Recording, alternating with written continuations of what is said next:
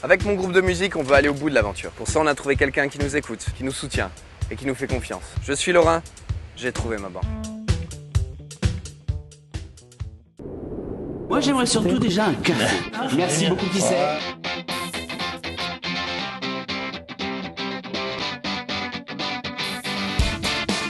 Quand on a la chance de cuire une vieille poule. La Lorraine, Luxembourg.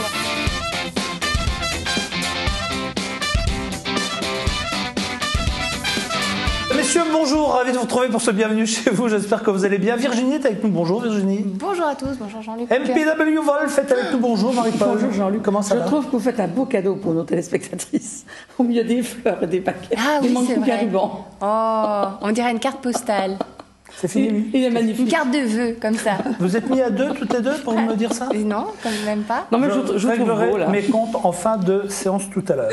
Deux amis que nous avons déjà accueillis dans cette émission, en tout cas Christine est déjà venue voir, et le chef, vous l'avez ultra impressionné, hein, j'ai l'impression. Il s'est coupé les cheveux, il est sérieux comme tout. Benoît Denizet, qui a eu un parcours exceptionnel, qui a rejoint l'équipe du Vieux Moulin au domaine de l'étang de la chaussée. Voilà. Comment ça va Christine? Ça va, merci. Christine Merci était de nous venue nous voir il y a accueillir. quelques années, et c'est vrai qu'on avait retenu qu'à la fois c'était un lieu sympa, que ça faisait travailler des gens qui ont des en situation de handicap. Voilà, et qui en même temps nous proposaient d'excellents produits à des prix raisonnables. C'est pour ça que moi je vous ai choisi cette année, parce que quand on s'est vu pour la pêche. Oui, on va le voir tout de suite dans le film, on va réexpliquer. Mais après ce petit jingle.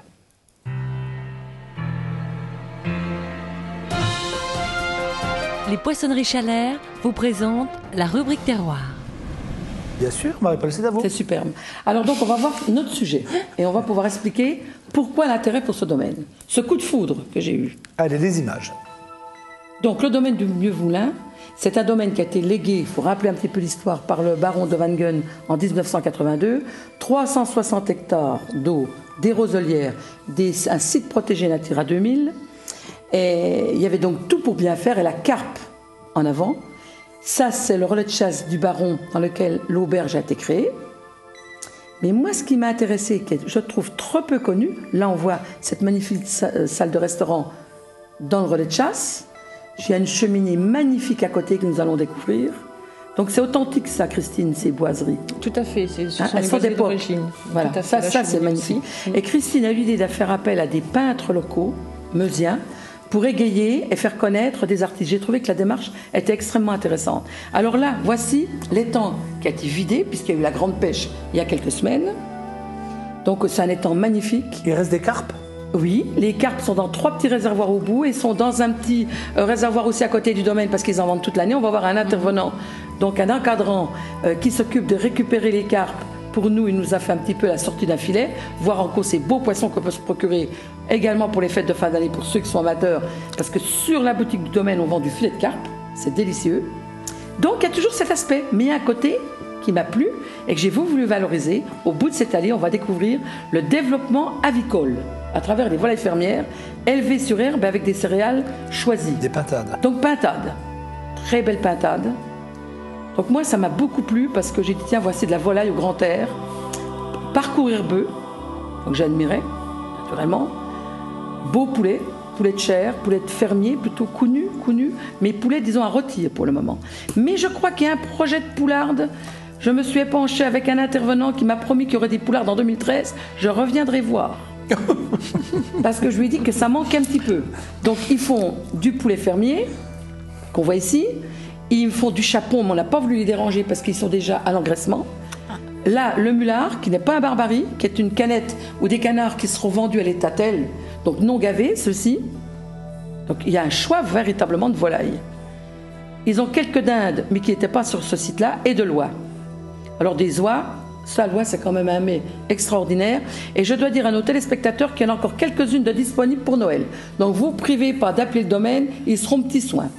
Là, on voit la boutique, les boutiques du parc, parce que je dois dire que Christine, elle a amené un développement, moi j'ai suivi son parcours en quelques années, extraordinaire. Oui, c'est vrai. De communication, elle a vraiment soutenu le projet, moi ça m'a beaucoup intéressé.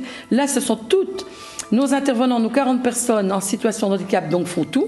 Ils sont dans l'atelier conserve, à l'abattoir, qui agrée. Ils ont un atelier de transformation. Là, on voit Sébastien tout heureux de nous amener ces magnifiques pintades qui disposent. Il ne faut pas oublier que ces personnes-là sont à la vente, à la transformation, à l'abattage et au conseil pour la clientèle. Moi, je trouve ça, c'est une expérience humaine qui est extraordinaire. Mais en même temps, il faut tenir l'équilibre financier du domaine. Donc, c'est important de leur faire confiance et de leur rendre visite. Poulet, donc fermier. Alors ça, c'est Jean-Luc qui dispose ces fameuses tourtes qui sont faites à base de lapin, d'une tombée de poireaux et d'une migaine. Voilà, ça ce sont les petites tourtes créées parce qu'ils ont également un élevage de lapins. Donc ils ont vraiment une belle carte de volaille fermière. Je crois que pour les gourmets, et le foie gras, je crois que c'est Marielle qui a mis au point la recette du torchon, qui fait courir une bonne partie de la Lorraine chez vous parce que vous m'avez dit qu'il y a un succès fou. Et ce qui m'intéressait aussi pour vous aider, c'est le développement de vos paniers à base de vos produits. J'ai trouvé que c'était une excellente idée pour Noël. C'est une belle balade, hein. Mais c'est vrai qu'en même temps, ça donne envie de venir chez vous parce que les produits que vous présentez, c'est quand même des bons produits. Et Marie-Paul, à partir du moment où elle met son tampon là-dessus... C'est-à-dire que la volaille... moi, je trouvais que sur le domaine, bon, ils ont la côté pisciculture qui est très important, les côtés balades, l'ornithologie, tout ce qu'ils font. Mais aussi, il y a un équilibre financier. Moi, je comprends. Un domaine comme ça, les encadrants sont une quinzaine, ils ont besoin d'être mais ça, c'est des beaux cadeaux pour Noël, Marie-Paul. Hein. Et il y a les cadeaux, il y a la volaille, il y a la charcuterie. Des boîtes, en 2 mots? Alors, ce sont toutes les terrines. En fait, ce sont des terrines qui sont faites à base de nos produits d'élevage, qui sont transformés en atelier de transformation sur place. Donc, on a un atelier avec du foie gras, 5 personnes. Alors, on a du foie gras, on a de la rillette de volaille, on a des gésiers de volaille confits, on a des terrines de lapin. Voilà. On essaye de faire la mousse de carpe. La fameuse mousse de carpe. On essaye d'utiliser tous nos produits pour pouvoir recréer des terrines derrière. Et puis le filet de carpe fumé. La mousse de carpe, c'est nouveau?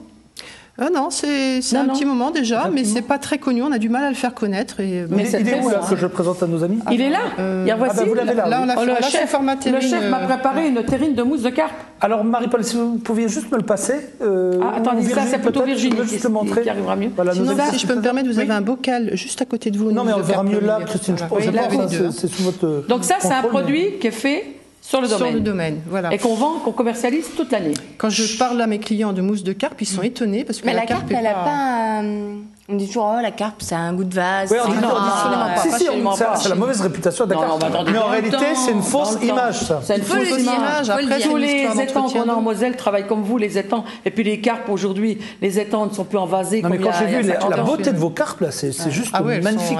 Elles sont belles. Et regardez ça, c'est magnifique. C'est quoi votre recette? Secret. C'est pas moi qui fais. Ah, c'est Marielle. C'est Marielle. Pardon. C'est Marielle qui fait. D'accord. Alors on demandera un jour à Marielle. Bah oui. Elle est déjà venue. On a fait des fines herbes à l'intérieur. Voilà. La mousse, c'est une base de chair et d'œuf. C'est très déjà. Base de chair et d'œuf. Avec de la crème. Sur un petit toast pendant les fêtes, ça doit être magnifique, ça. Un petit toast avec un petit zeste de citron dessus, c'est magnifique. Un petit zeste de citron. C'est très frais, c'est très bon. Ça change du saumon qu'on a l'habitude. Oui, c'est une bonne idée. Et puis alors, vous avez voulu honorer les partenaires du parc.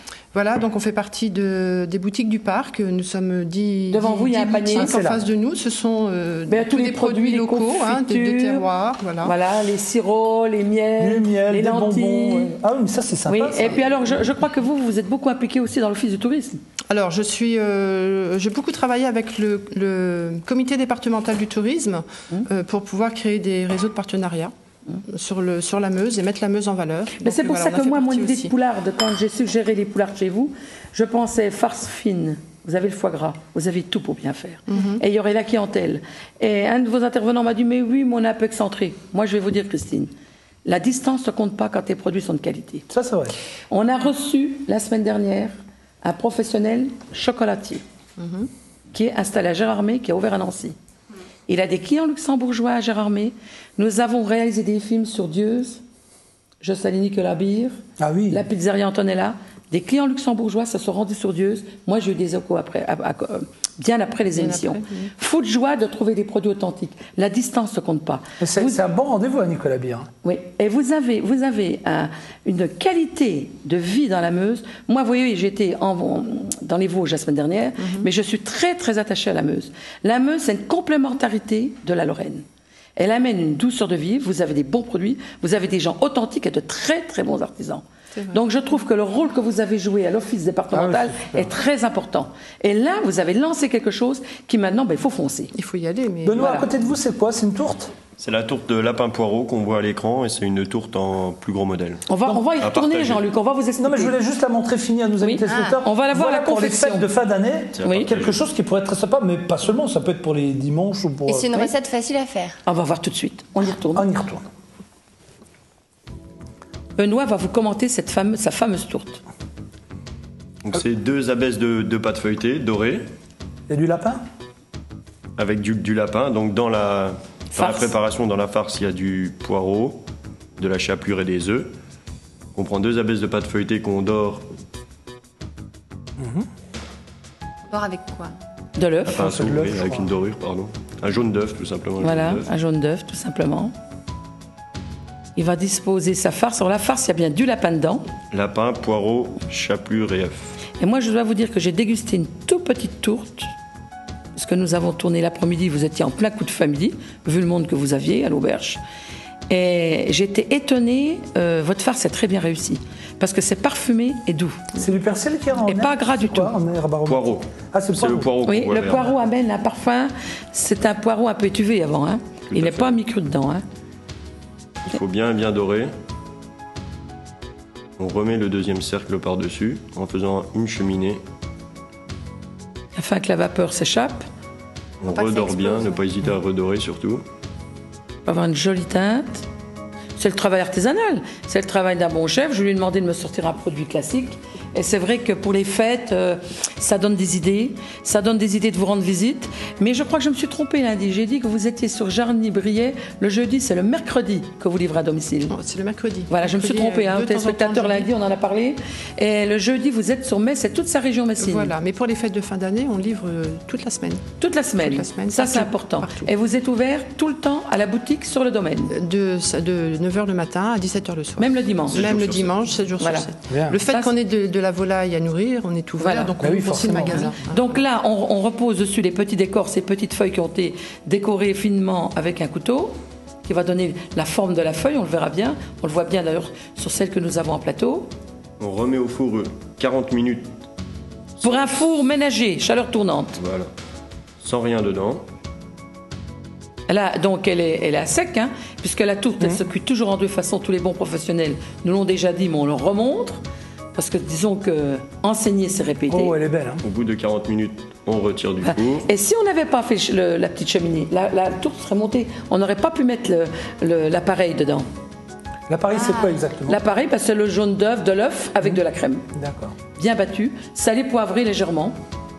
Et on remet un peu au four? 20 minutes. C'est pour que ce soit onctueux? Oui. Regardez cette cuisson. Il a bien filmé, Jean-François. L'appareil se mélange à la viande. En fait. Voilà. Jean-François Touvenot, qui est un des géris de cette chaîne. Donc voilà la tourte, c'est magnifique. Ça fait une tourte pour 6 personnes. Voilà. Ah oui. Alors ce qu'on fait, c'est qu'on la fait en individuel et après on la fait sur commande c'est ça qui était au nombre de intéressant. de parts dont vous avez besoin. Ça, c'est bien. Ça, c'est bien. On s'adapte à Alors la maintenant, demande. on va préparer cette pintade pour les fêtes, parce que moi je pense aussi aux tables qu'il n'y a que 6 personnes.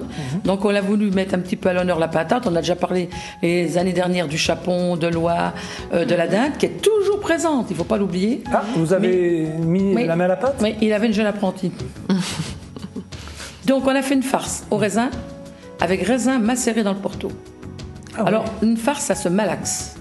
Là, il l'a fait très bien, Benoît, parce qu'il faut que ça soit intimement lié, une farce. On rajoute un petit peu de porto, l'ami de pain trempé dans le lait, qui amène le moelleux. Et la farce, il faut que ça soit bien malaxé, une farce. Il y a de la tendresse dans les gestes. Oui, oui, Ah, oui. mais la farce, Et du vous professionnalisme, savez, de l'amour Noël du sans métier. farce, Oui. une volaille de fête, sans Ça se farce, voit. c'est dommage. L'amour du métier retransforme son... C'est un plus, la farce. D'abord, elle parfume la volaille. La pintade, c'est une bête un petit peu semi-sauvage. L'œuf. Alors, l'œuf sert de liant. C'est ce qui va faire l'amalgame de la farce. Ne pas mettre un œuf, la farce ne serait pas compacte quand on va la couper étant cuite. C'est ça, l'œuf sert à ça. Donc, on remélange bien. Il ne faut pas être avare, un petit peu dans le porto, un peu de raisin. Là, on a mis du raisin. Mais cette farce peut être faite au marron, peut être faite au mori. Ah oui. Tout ça, ça va parfumé, très bien hein. avec la pintade. On peut donc faire évoluer une farce suivant ce qu'on a envie de faire. Là, c'est un salé sucré. Si vous avez une table qui est complètement salée, on va mettre plutôt de la morille ou des champignons. Oui. champignons de Paris, trompette de la mort, tout ça, ça va bien. Donc on farcit bien sa volaille, vous voyez, c'est tout simple, hein, comme si on était dans une cuisine avec une famille une maison qu'on cuisine. Ça, c'est une recette traditionnelle, c'est pas la nouvelle cuisine, c'est la cuisine de nos grands-mères. On ficelle, tout simplement, pour que la volaille reste compacte, parce que la farce à l'intérieur, il faut éviter qu'elle s'échappe. Il faut savoir ficeler. Oh, c'est rien, mais moi je couds des fois. Alors là, c'est le petit massage. Ça aussi, c'est un bon geste. Alors, le massage, il ne faut pas avoir peur de caresser. Il faut que l'huile soit un peu partout, qu'il n'y ait pas d'endroits qui ne sont pas bien un petit peu brillants par l'huile. Parce que la chaleur du four va tout de même saisir la volaille. Et ce qui va donner une volaille très, très dorée, très croustillante. À deux, on était bien, hein, Benoît. Tout à fait. Je ne le fais pas dire tous les deux. Vous devriez y revenir. Alors là, 50 bonnes minutes de cuisson. 50 minutes de cuisson. Petite heure dans un four qu'on surveille. Voilà, il faut arroser pour la laisser. 180. 180. 200, c'est trop fort. Oui. Ça va tendance à sécher la viande. Voilà. Ou alors, il y a un conseil, on met une feuille de papier d'alu. Il faut bien arroser. Et on l'arrose en cours de cuisson. Ah oui. Ne pas être généreux sur l'arrosage en cours de cuisson. Donc là, on a déglacé à l'ancienne, là, on prend notre pâte de cuisson. Alors, je n'ai pas dégraissé. Pourquoi ? Parce que cette pâte-là n'était pas grasse du tout. Vous auriez une dinde ou un chapon, il faut un petit peu dégraisser. Et comment on dégraisse ?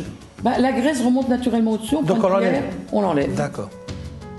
Donc un peu de porto, un peu de sel, un peu de poivre, une goutte d'eau, on récupère les sucres de cuisson et on arrose notre volaille. Elle est entourée d'une compotée de choux rouges aux pommes. Ah oui, ça doit être bien ça.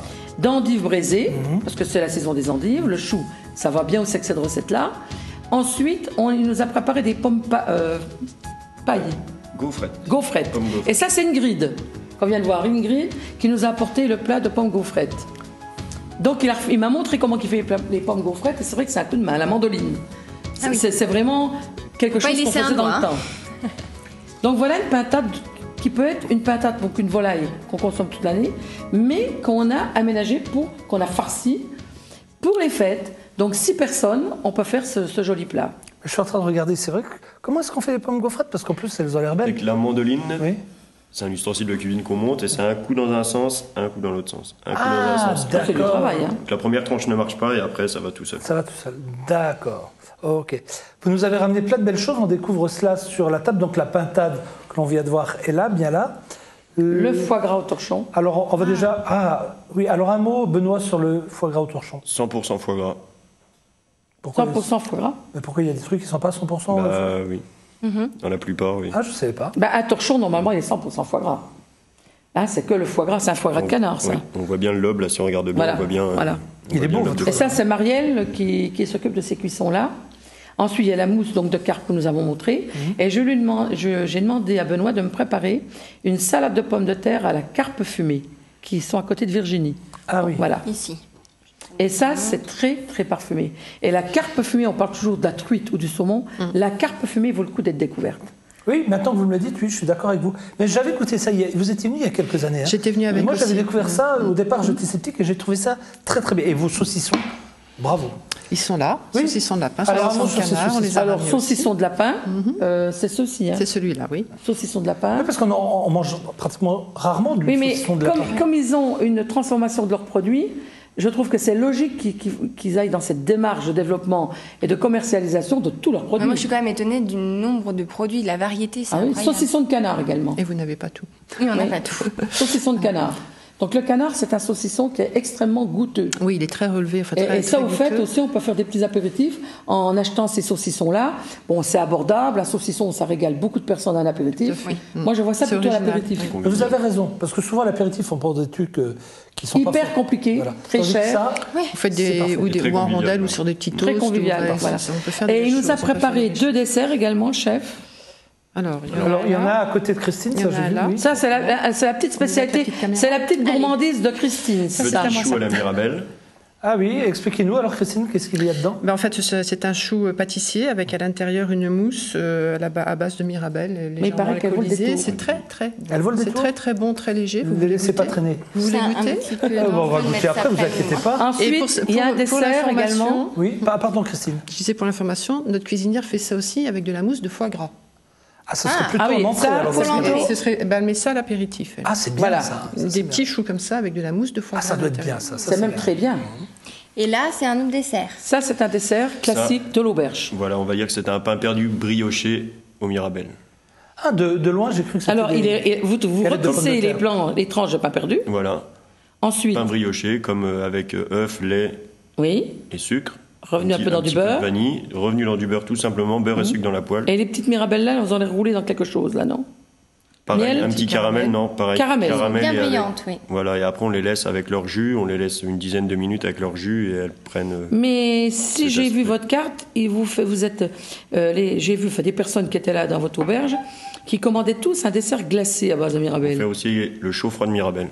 Et j'ai vu que ça avait l'air de beaucoup leur plaire. Mirabelle, pareil. Ça, c'est un bon, grand hein. classique. Je crois qu'on a fait un joli tour du côté du Vieux Moulin. C'est drôlement sympa.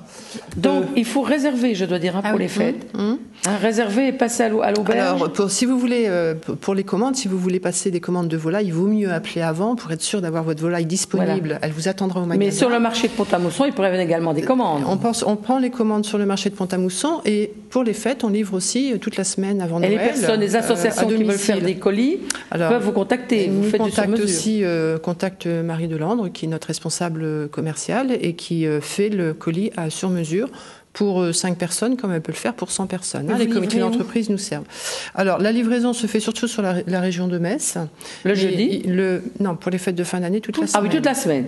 Mais pour la dernière semaine, juste avant Noël. Par contre, tous les encadrants peuvent livrer dans leur coin, eux. Bon, voilà. Moi, personnellement, j'habite Bussière, j'ai 4 livraisons à faire jeudi pour les fêtes de fin d'année. Le foie gras, pareil, on peut commander pour le nombre de personnes. Alors, on est 20, par exemple, on prend un pain à kilo. En fait, ce qui se passe, c'est que Marielle nous fait tous les foie gras de Marielle ont ce format-là, puisque c'est au torchon, donc le même gabarit. Et après, on le recoupe à la demande en fonction du poids que vous voulez. On vous le met sous vide et on vous le livre sous vide. Bien. Ce qui vous permet de le garder plus longtemps. Combien de temps sous vide à peu près? 15 jours quand même? Une quinzaine de jours. Oui, mais étant donné que c'est un foie gras naturel sans sel nitrité, il ne faut pas dépasser les 15 jours. D'accord. Une dizaine de jours, c'est bon. Alors moi, j'ai donné le conseil que si vous reste un restant de foie gras à Noël, il vaut mieux le surgeler. Si vous refaites une petite salade folle. Oui, c'est ce que j'ai fait cette année grâce à vous et c'était super. On ressort ça au mois de janvier, même au moment de la galette, parce que c'est vrai que moi je disais toujours à mes clients, il ne faut pas faire d'overdose, il faut bien consommer des bons produits, mais s'il reste quelque chose, il ne faut pas le faire. C'est vrai que le foie gras, une grosse tranche, c'est tout de suite pas bien. C'est que 50 grammes, voilà. Merci en tout cas. On peut ça aussi à Pâques. Moi j'ai fait ça, j'avais une décommande, enfin j'ai des amis qui n'ont pas pu venir à Noël l'année dernière, j'ai pas ouvert mon foie gras, je l'ai congelé, je l'ai sorti à Pâques, il n'a pas bougé. Voilà. Merci beaucoup à vous deux. Vous allez rester avec nous parce que maintenant, Marie-Paul a reçu un petit courrier ce matin. C'est un courrier que j'ai eu dans ma boîte mail pour vous, Marie-Paul, et juste pour vous. Donc, alors je vous explique ce que c'est, mesdames, messieurs. Ce que je vais montrer maintenant à Marie-Paul, chacun d'entre vous peut le faire. J'ai trouvé ça sur une application gratuite en plus, sur Apple Store par exemple. Et vous pouvez aller télécharger cette application. Ça fera plaisir forcément aux gens qui vont le recevoir. Regardez, ce petit message est destiné à Marie-Paul Wolf. Oh.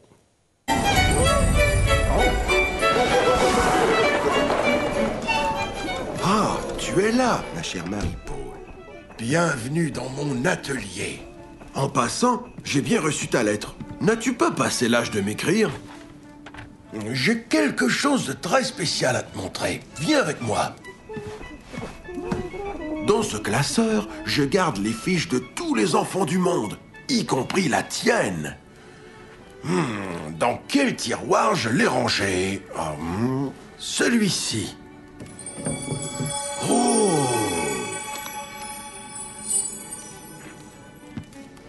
Est-ce que c'est bien ta fiche? Oh, oh, oh! Excellent! Regarde bien ce que je vais faire avec ta fiche. Tout d'abord, j'ai besoin de ceci. Et hop! Pour commencer, je dois l'insérer juste ici.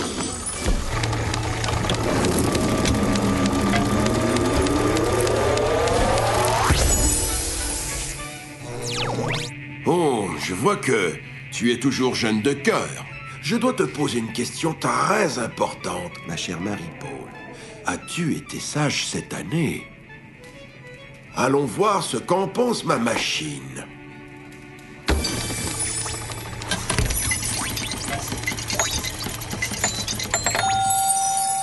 Oh, bravo! La machine m'indique que tu as été très sage. Je constate que tu as été adorable avec tes amis. C'est super. Maintenant, voyons voir ce que tu aimerais recevoir pour Noël. Bon, et puis... Ah oui, tu aimerais recevoir une fin de semaine romantique. Wow!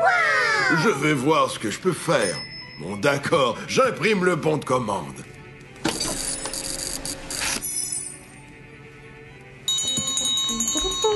Allez, au travail, mon petit bonhomme.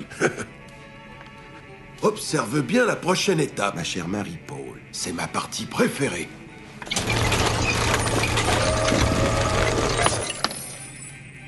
Oh, comme c'est magnifique! Une boule magique de ta couleur préférée. Tu vois, à l'intérieur, c'est ta photo. Tu sais, tous les enfants du monde ont droit à une boule magique dans mon arbre. Et aujourd'hui, c'est à ton tour d'avoir ta boule magique dans mon sapin. Mais avant de l'accrocher, j'aimerais te proposer un petit défi pour l'année à venir. Je voudrais que tu écoutes bien les conseils de tes collègues. Je sais que tu vas réussir. J'ai confiance en toi, ma chère Marie-Paul. Oh, et ne me fais pas le coup de remplacer les biscuits par une collation santé cette année.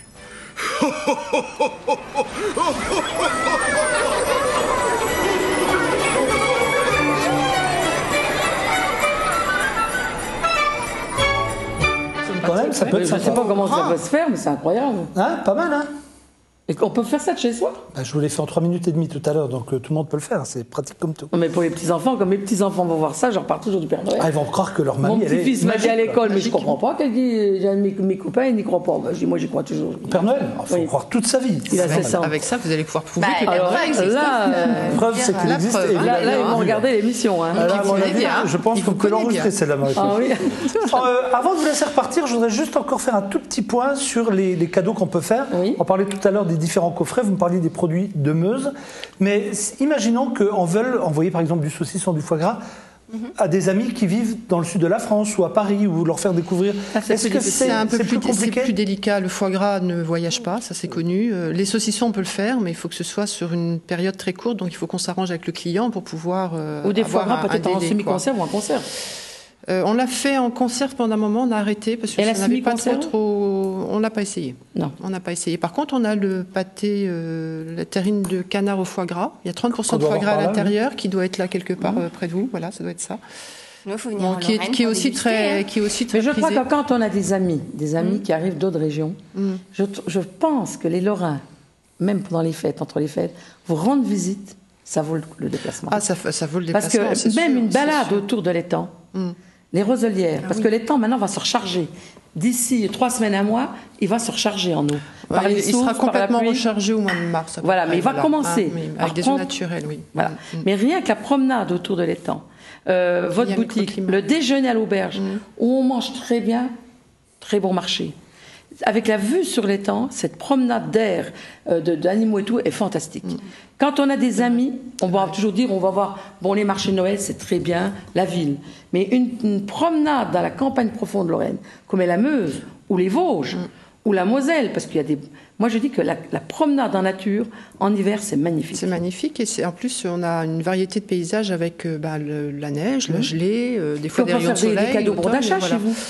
On peut faire des cadeaux bon d'achat. Ça aussi, des amis. Pour acheter, pour manger à l'auberge, pour pêcher. Ça, c'est intéressant. Merci en tout cas vous d'être venus nous voir. Est-ce que vous restez avec nous pour la deuxième partie? On va parler des crèches de museret et des boules de Noël. Si vous voulez, Jean-Luc et Jean-Pierre, vous pouvez m'appeler je voulais Jean-Claude, souhaiter surtout une belle Saint-Nicolas, parce qu'il ne faut pas oublier aujourd'hui que nous sommes le jour de la Saint-Nicolas. Oui. Avec la rediff, ça peut changer, mais le jour officiel de Marie-Paul, c'est le jour de la Saint-Nicolas. Voilà. Bye bye, chers amis. Non, pourquoi bye bye? On se donne rendez-vous en deuxième partie. On est troublé par mon Père Noël. Voilà. J'ai rendez-vous dans 2 minutes. Saint-Nicolas. Le Père Noël aurait dû dire que Jean-Luc vous écoute, Marie-Paul. Il vous donne du temps. Merci, Jean-Luc. Puis, mais on revient tout de suite. Ça cache quelque chose, ça. Les Poissonneries Chalère vous ont présenté la rubrique terroir.